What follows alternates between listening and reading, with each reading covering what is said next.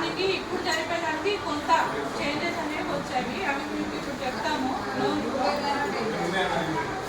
అవి మీరు చూసుకోవాలంటే ఈ మేడం చేంజ్ చేయడం వల్ల రావాలి. బ్యాంకు మొత్తం కలవడం వల్ల వచ్చిన చేంజెస్ అది మీకు ఇప్పుడు నేను చెప్తాను. ఓకేనా? తెలంగాణ గ్రామీణ బ్యాంక్ పచ్చల నడుపున గ్రామీణ ప్రజలకు తెలియజేయగా రేణుకాను నేను రీసెంట్గా నర్సిరెడ్డి సార్ ప్లేస్లో బ్రాంచ్ మేనేజర్గా ఈ శాఖకు బదిలీ కావడం జరిగింది. ఖాతాదారులకు ఏమనగా ప్రస్తుతం ఆర్బీఐ నిబంధనల ప్రకారం ప్రతి ఒక్క ఖాతాదారుడు తమ లేటెస్ట్ కేవైసీని బ్యాంకు నందు అప్డేట్ చేసుకోవాలి. కేవైసీ కోసం లేటెస్ట్ ఆధారు, పాన్, ఫోటోను బ్యాంకు సమర్పించి ఖాతాలను పునరుద్ధరించుకోవాలి.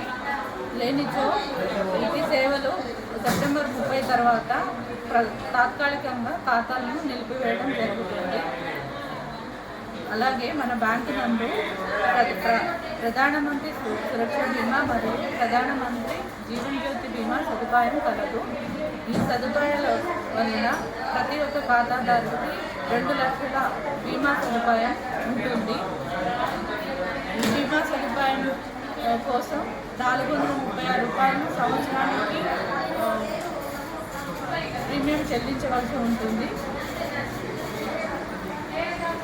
సబ్సిడీ లోన్ ప్రస్తుతం మన బ్యాంకులో డిపాజిట్లపై అధిక వడ్డీ ఇస్తున్న ఏకైక బ్యాంకులో గ్రామీణ బ్యాంకు ఉన్నది. అగ్రిగోల్డ్ లోన్ సదుపాయం మన గ్రామీణ బ్యాంకులో కలదు. అగ్రిగోల్డ్ కింద బంగారంకు గ్రామ్ రేటు అన్ని బ్యాంకులతో పోలిస్తే ఎక్కువగా ఉంటుంది.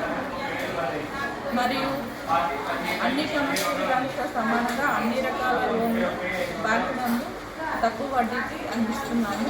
సో ఇటు సదుపాయాలను ప్రతి ఒక్క ఖాతాదారును వినియోగించుకోవాల్సిందిగా కోరుతున్నాము. మరింత సమాచారం కోసం బ్యాంకు సిబ్బందిని కలవగలరు.